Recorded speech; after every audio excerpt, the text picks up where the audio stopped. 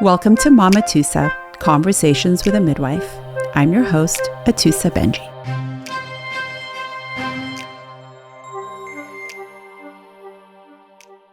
A quick note before today's episode. This show talks about birth, life, death, and all the complexities in between. My goal is always to share stories that leave you feeling empowered, but please know that some topics may be challenging or deeply moving. Also, while I'm an experienced midwife, I'm not your midwife, and the information on this podcast is not intended to be medical advice. Please consult your healthcare provider when considering what is best for you as an individual. Now, without further ado, I hope you enjoy the show. Hey everyone, I'm so excited for today's episode. I had the best conversation with Lydia Connolly, who is a registered midwife practicing in Australia. We talked all about her midwifery practice, her very difficult births, and her challenging postpartum period, and the amazing postpartum products that she has created, including Partum Panties. I really enjoyed the conversation. If you want to support the show, make sure to like and subscribe on YouTube or give us a 5-star review wherever you get your podcast. This show wouldn't be possible without you. I'm so appreciative of your support. If you want to stay in touch, check me out on Instagram or Substack, links in the description. And now, without further ado, here's my conversation with Lydia Connolly. Welcome to the Mama Tusa podcast. My guest today is Lydia Connolly, all the way from Australia by gratitude of technology and the internet. Lydia is a mother of 2, entrepreneur. She is the owner and founder of Partum Panties and is also a registered midwife. Welcome, Lydia. Thank you. So happy to be here. Thank you for making time. I know that as a busy mommy and midwife and business owner, every minute is very, very, very sacred, and I really appreciate your time. Thank you. I know that you're a midwife. Tell me about your midwife practice. I became a midwife following my own births. Just had a really tough time, I think, in that postpartum period. Completely shell-shocked and just went, oh my God, what is going on here? Ended up with an emergency cesarean section with my first and was just not prepared for postpartum. And then I went on to have my second and I tried to do a VBAC.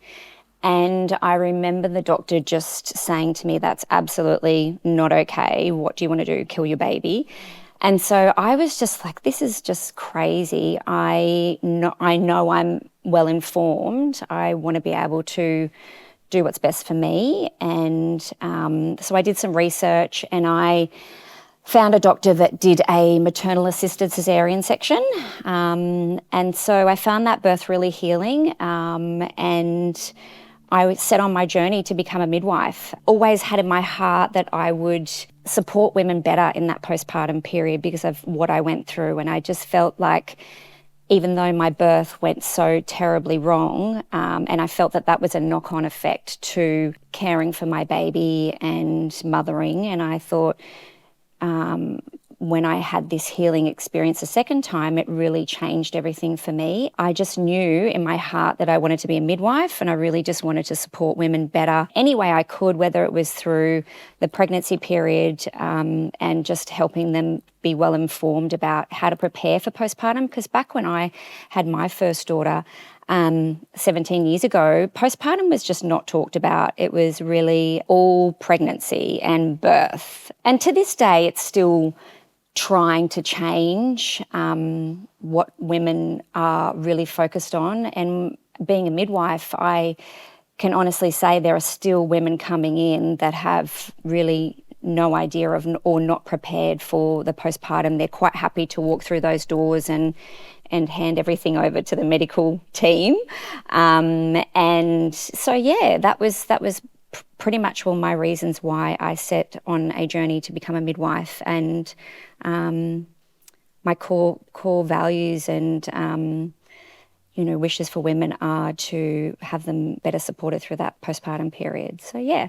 Tell me about a mother-assisted cesarean section, because we're about 300 years behind here in Los Angeles. Tell me what that is. I actually had the doctor trying to talk me out of it as well, and my husband trying to talk me out of it. So you go into the theatre and you're prepared for a C-section, gloves taken all the way up to here, and as soon as baby's ready to come out, they drop the sheet and then they hook my hands under baby's shoulders and I'm able to help with the doctor lift lift the baby out. So, yeah. And Stop. yeah, it's so incredible, so amazing. After my first baby being taken away from me and we were split up, I was put in the recovery ward and she was taken to the nursery.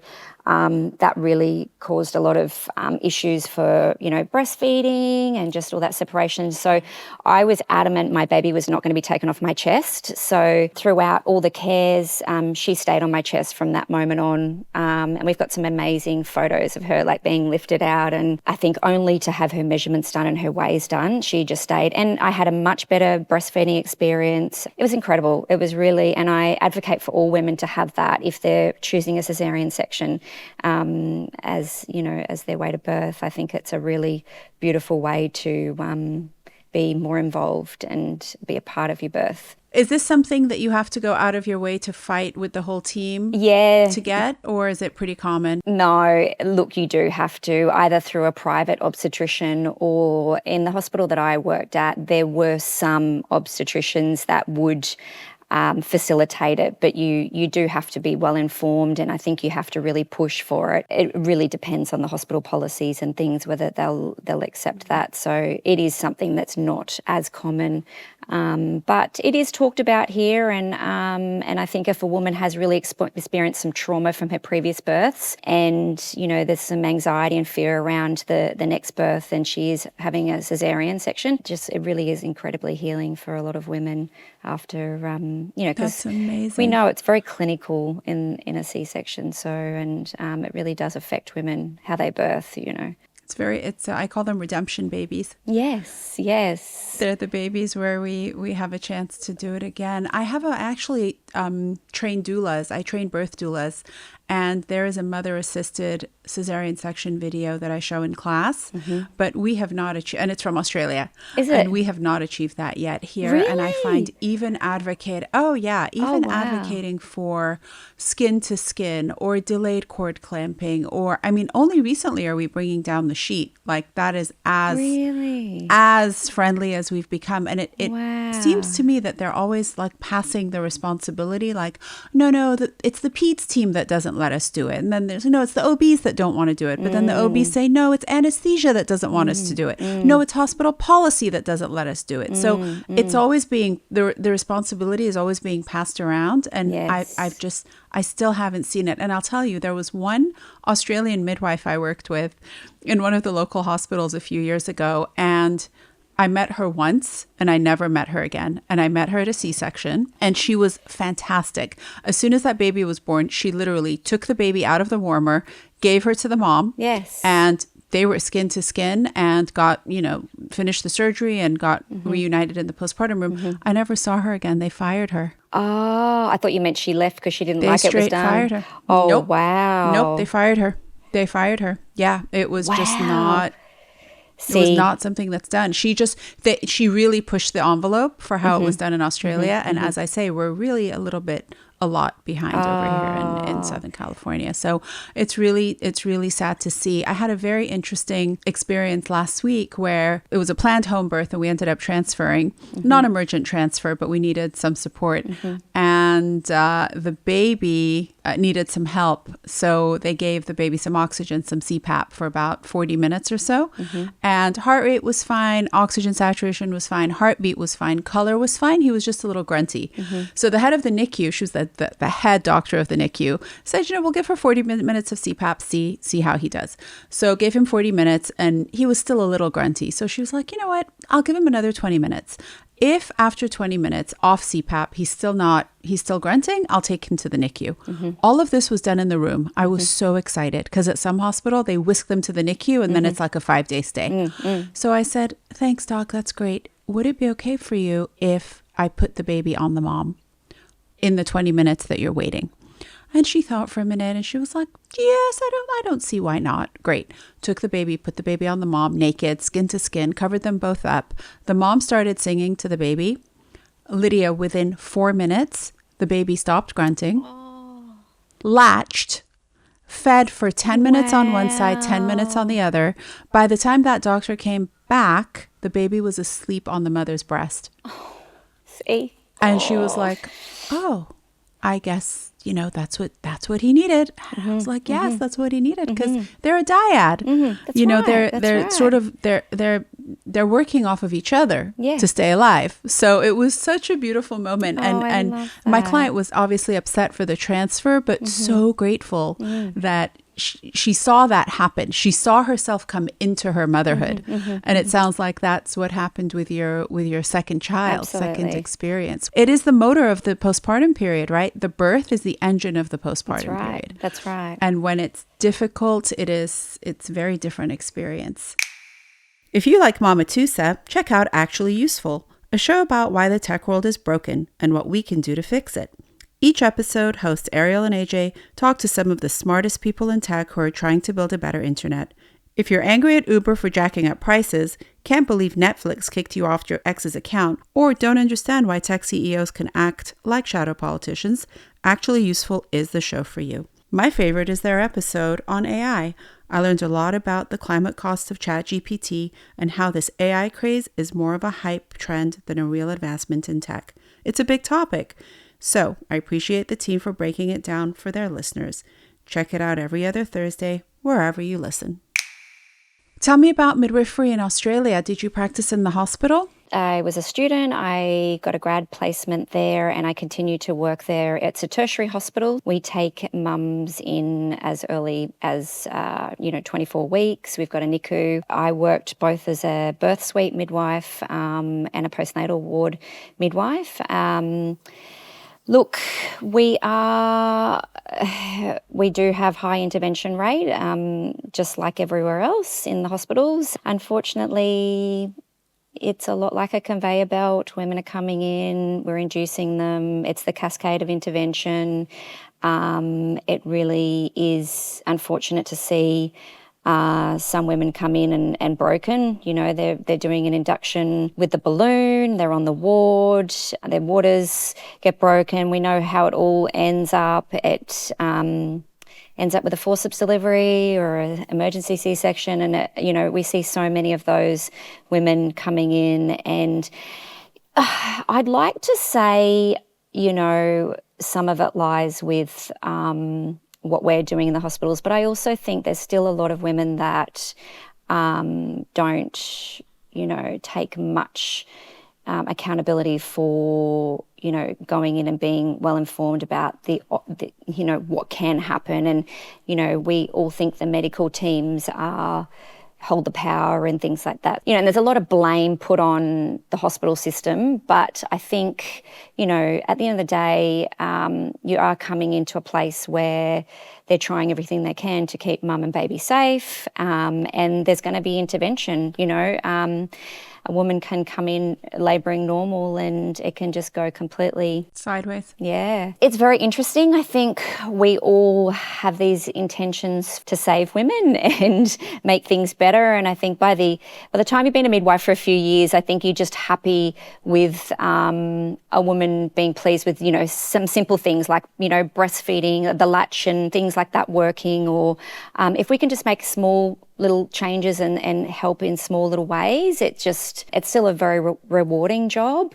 I mean, if you're at the hospital full time, it creates a bit of burnout as well. I think the shift work and the continuous seeing what's not normal and a lot of intervention, a lot of women that are not well, babies are not well, it can, really play on you a bit. Where I am at the Gold Coast, there's a lot more well-informed and educated women. I think since COVID happened, a lot more women are choosing home births and private midwifery care.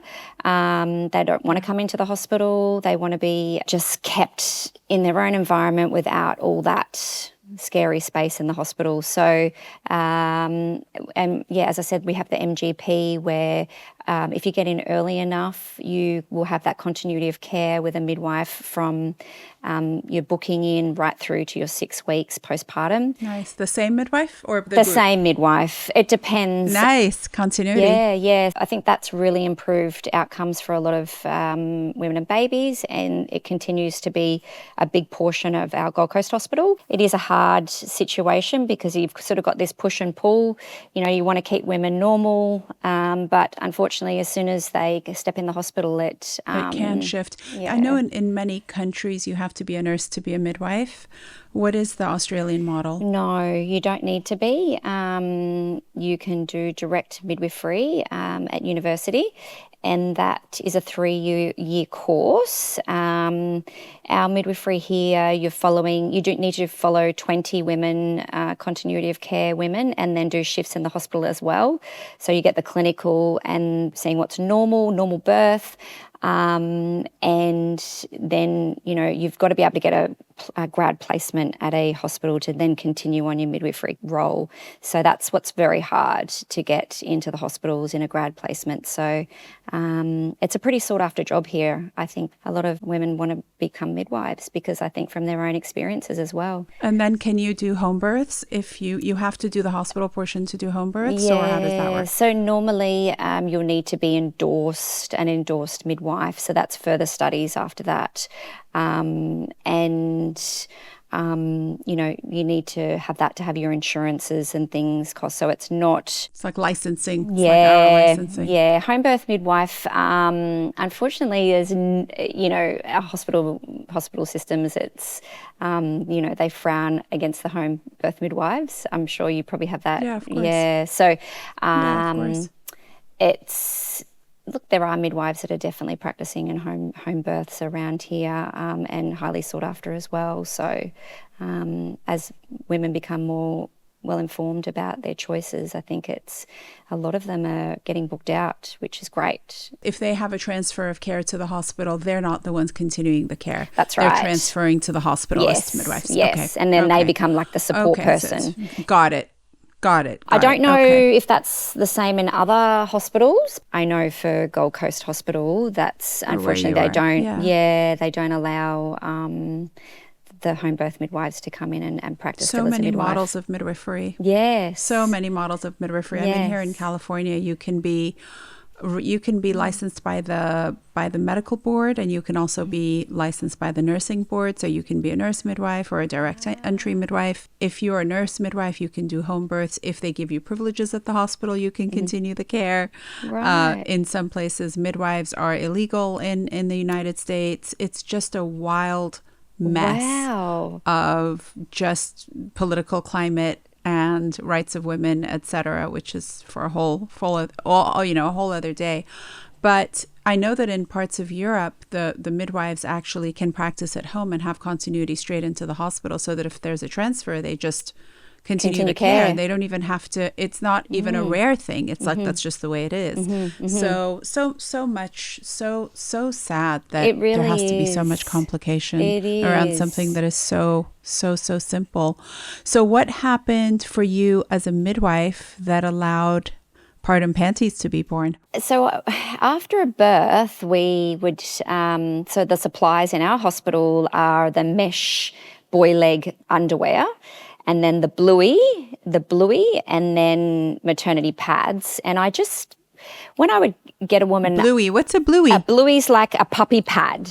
Like a big puppy pad? Oh, yeah, like a Chuck's pad. Mm-hmm. Yeah. A Chuck's pad. We call them Chuck's pads. Okay, got it. A bluey. A bluey. Love. So we would fold it up and then line it up with maternity pads and then hook that into the mesh panties, mesh underwear. And I just remember having these moments where I would get a woman showered, put them on, like set it up, put them on. And I just remember thinking, like, there's just got to be something better than this. We're using 3 products, and it's even 4, because I'd line it with 2 maternity pads, 4 products. And I would just think they just never look good.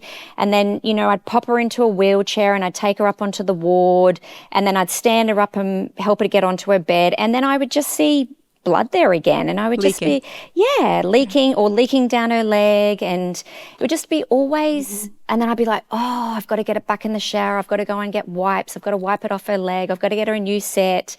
And it would just always be very frustrating and think, why are we doing so much and using so many products? So I started researching, and I just got taken away with getting samples and speaking to factories over in China and trying to find something that would be suitable for women.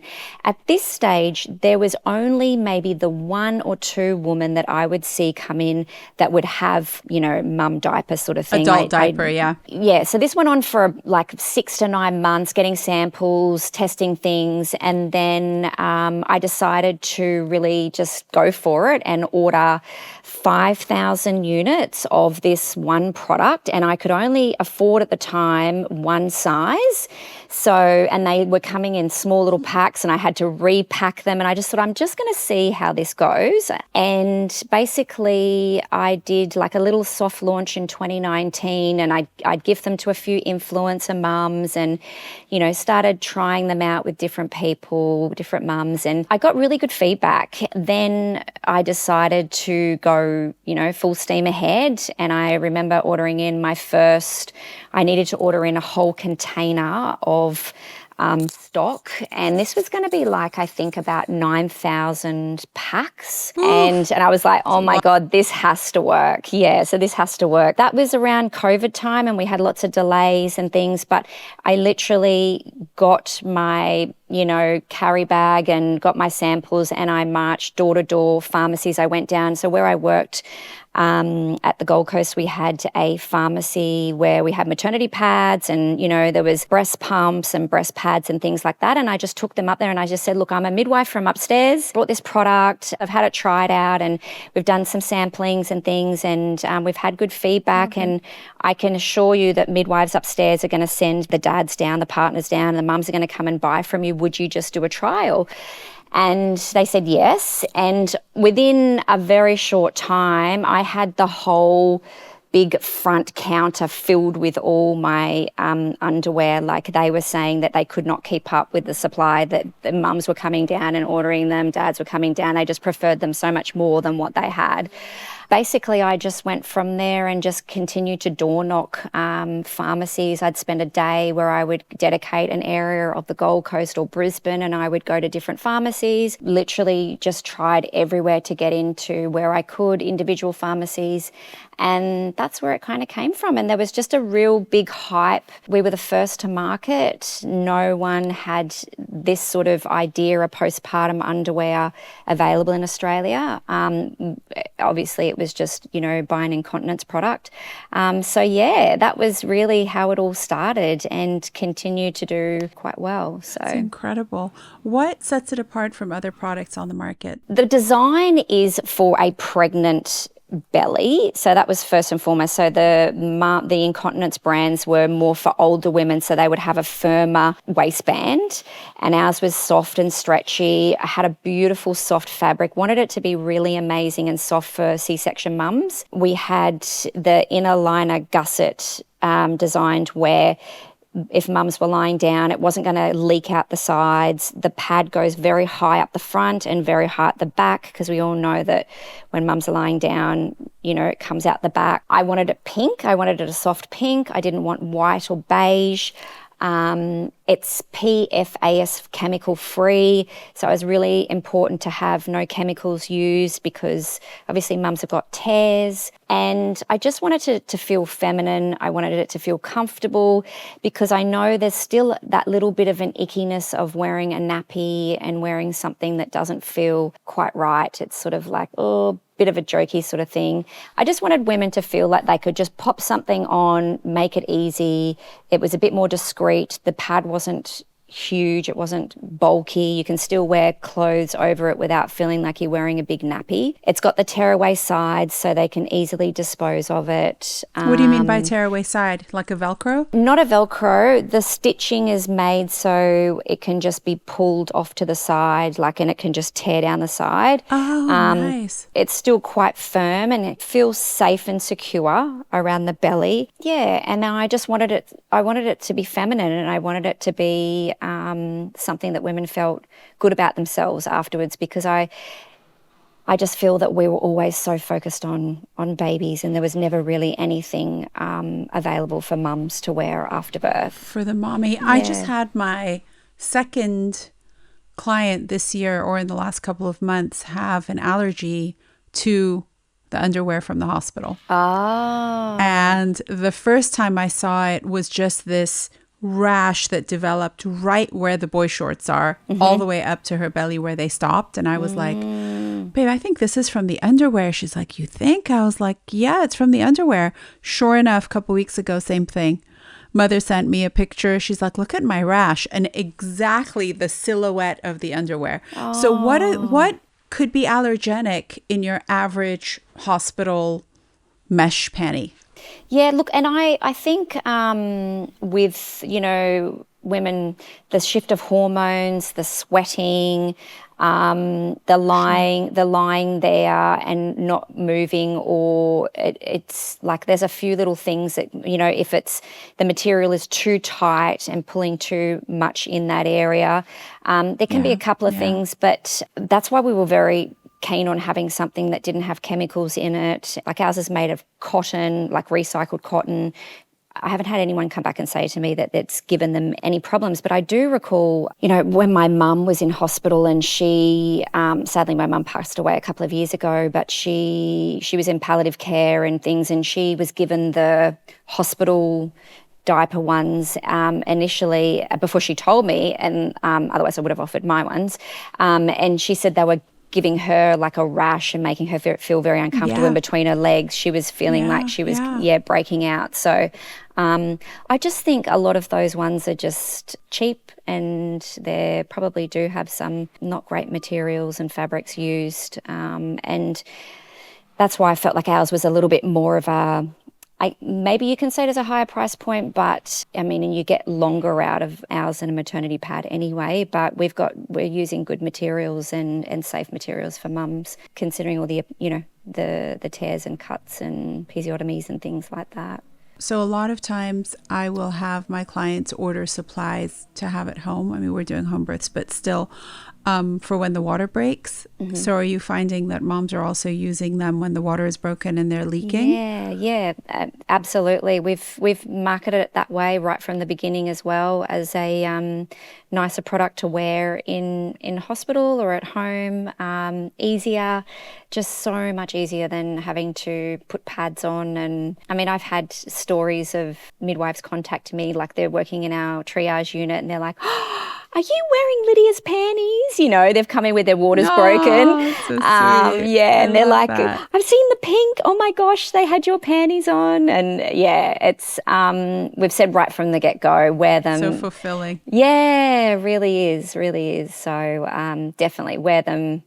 And we've had mums that have said that they've loved them so much postpartum that they've continued to wear them as overnights as well for when their period returns. Yeah, that's what I was going to say, because there's so many women who, whether it's fibroids or it's something gyno going on, or they just have heavy periods for no apparent reason. It's just they have genetically high long periods. And the number of women, Lydia, who have said my periods were so heavy that I was putting in 2 tampons and wearing 2 pads. Oh, that kind 100%. Of period that is unmanageable. I remember myself the same thing. I'd be on shift shortly after I had my second baby, and I would be the same way, and I would have my period leaking down my leg in my scrubs, and I would just be like, oh my God, this is just so bad what women are going through. And the more I've spoken about it with colleagues, we've all been experiencing similar things. Like so many of us have experienced this sort of thing with our periods. And, whether you have a C-section or not, I mean, it's wonderful if you don't have much postpartum bleeding. And there are obviously some women that, quicker births or, the uterus doesn't, get smashed as much.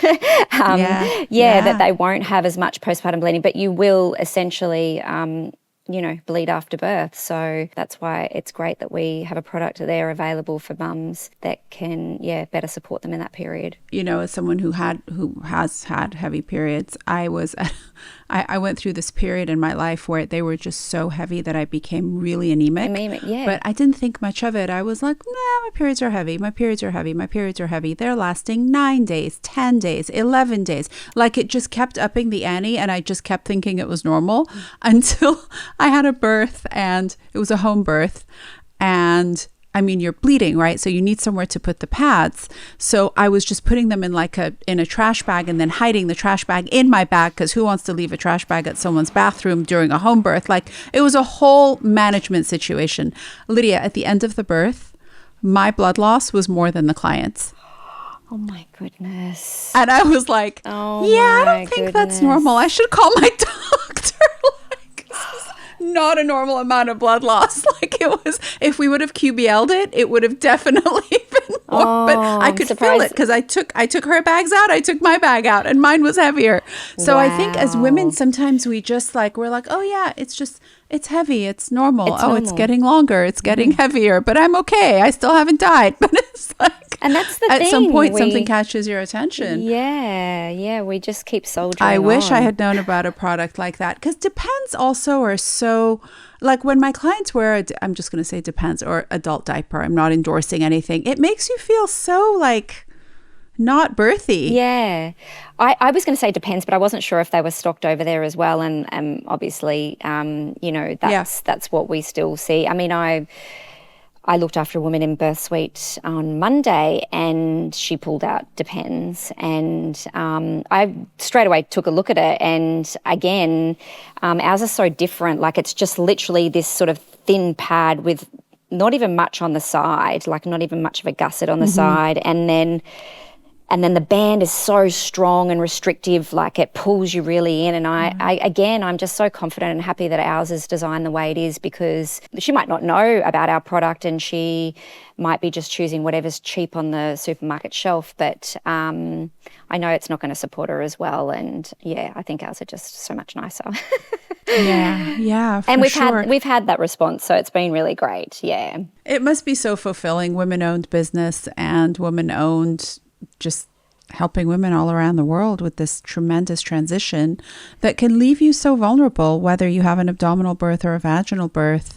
You do this big, huge thing, and then many times you are sore and teary and bleeding and sweating and crying, and your vagina's sore and you're constipated, and no one really told you about that. And it's so beautiful to have a product that is like, I made this because I was thinking about you. It has like a very, very beautiful sentiment to it. Yeah, thank you. From the moment wanting to become a midwife and even transitioning into the business, it's just always been about the women. And I continue to provide educational support and whatever I can do. My heart is at trying to make a woman's experience that little bit better. I love going back into the hospital and still being a part of that part of the journey. And I also love speaking to mums on, on our emails and just being a part of it all the time. It's an honour, and I think I'm very lucky that we've had such good support. There's been such a great community of support ever since I started the business, so I'm very lucky and very grateful in that regard as well. How do you juggle being a mom to little ones or teenagers and running a business and being a midwife? That is superwoman power right there. Tell me how you do that. Oh, it's been really hard. It's been very tricky. I can imagine. Yeah, so no, I do have some support in the business now. I did a lot of it on my own for a long time, but now I do have some support, which is wonderful. I don't get back to hospital shifts as much as I'd like to. I get back when I can find the time. But again, I just find it such a beautiful experience, whether it be as bad as it can be, it's still, I feel like I'm just giving my little bit, My girls are a little bit older now, 17 and 14. They still, I don't know, I think they sometimes require more of you, emotionally supportive, in these later years. For sure. But I'm just a highly motivated person. I don't have to push myself to do things. I just do things. I just want to be very successful, and I want to service women, and I just really find a lot of joy, and I just love what I do in both aspects. I've grown the business internationally now, and I'm off to Dubai in next Friday. I go, and I'm going. Wow. Yeah, so I'm going with the Australian delegate team representing Australian brands, and again, I'm just so grateful for any opportunity that I get given through growing the business and getting the products out there and sharing amongst other women. And It's incredible. Yes, that's incredible. Why Dubai? Why the UAE? Well, we were approached by a distributor over there. Another distributor that has a competing brand, and they just felt, because I'm a midwife, they felt like our product fitted more in hospitals, and we have had the opportunity of stocking into our MGP program for Indigenous women. Our product went into all of their little bags. What's MGP? Our midwifery group program. So that's our continuity of care program for our Indigenous women. Yeah, so they really wanted the product there as a core product for women coming in and birthing through that program. We've continued to try and get into hospitals, but we see our product as a bit more of a hospital kind of product as well, like where women can wear them straight after birth. So yeah, we were approached by a distributor over in the UAE, and it's actually doing really well over there. It's doing really well online, and we've gone into some pharmacies over there as well, and we'll just continue to try and match with other hospitals and things over there. So yeah. What other products do you have? I'll just let you know too, we've also, I've just bootstrapped this business. I haven't gone and got any huge investors or anything. So we've done it slowly with in mind that I could, make sure that we would be successful and not, have to pull the pin later on. So the Postpartum panties and the Peri bottle are our two number one best sellers. And then we have a Peri foam. So that's a beautiful natural ingredients, witch hazel, aloe vera, chamomile, lavender, all beautiful. Anti-inflammatories, yeah. Yeah, nice. It's really lovely.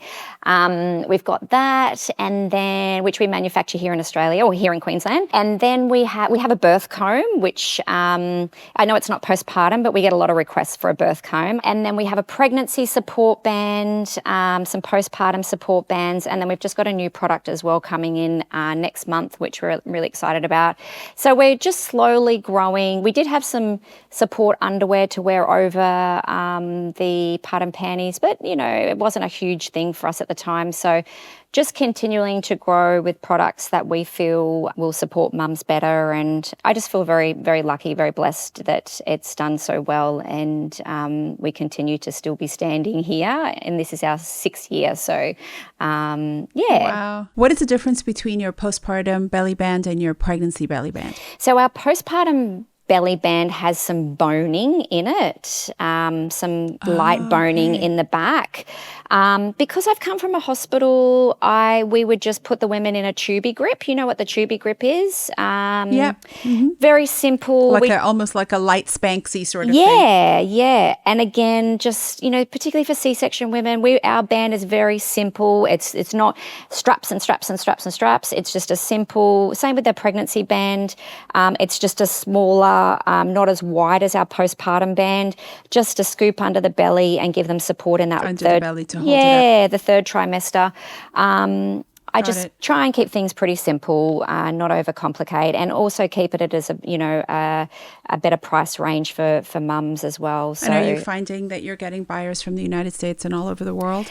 So we tried Amazon initially in the US, and it was just a little bit costly at the time. We've had some interest over the years from the US, and we had recently an influencer mum share from the US that we sent some products over to, which again sparked more interest. We'd love to have our stock over there. It's just finding the right distributor or retailer that would be able to support us better over there.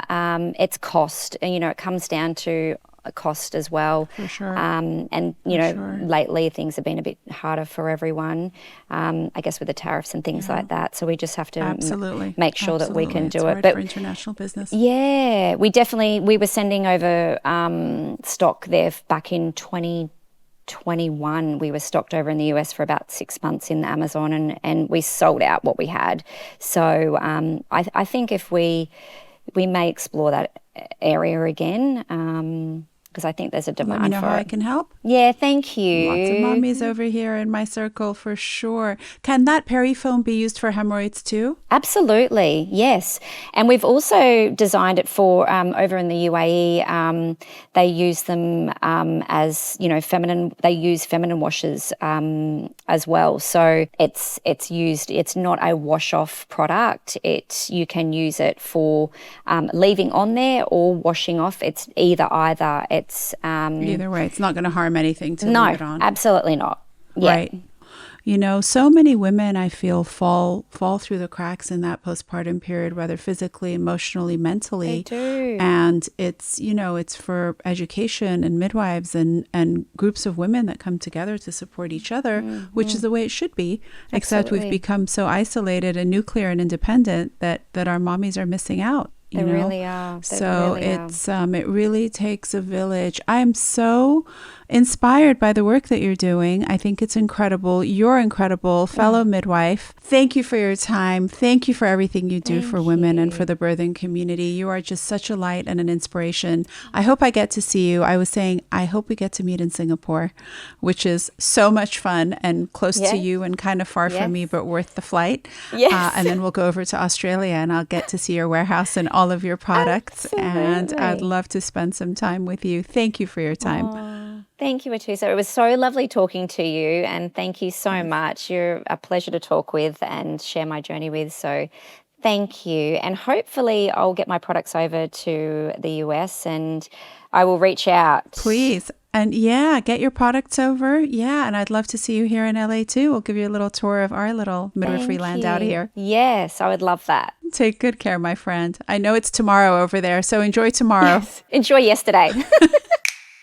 Wow, what an amazing conversation. I love talking to Lydia about her starting her own successful company by hand selling her first batch of products, her participating in a mother-assisted gentle C-section in a very supportive environment in Australia. That's it for this week. Thanks again to Lydia Connolly for coming on the show, and thank you so much for listening. If you want to support Mama Tusa, please subscribe or review us, and make sure to check out my newsletter, Mama Tusa Monthly. Mama Tusa is hosted by me, Atusa Benji, and produced and edited by Josh Stretton Carlson. Our theme music is composed by Mehri Lalazarian.